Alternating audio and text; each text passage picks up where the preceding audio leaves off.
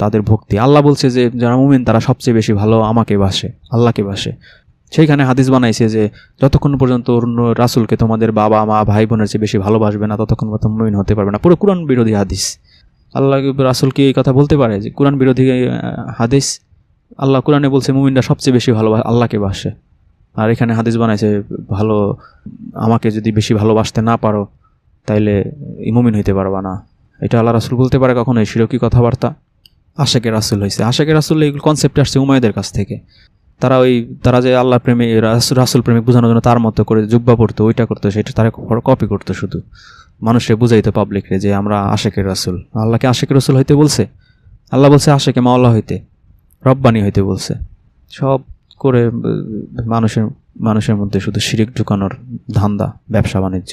মানুষকে আল্লাহর পথে ডাকবে না, মানুষকে পীরের দিকে ডাকবে, মুর্শিদের দিকে ডাকবে, দলের দিকে ডাকবে,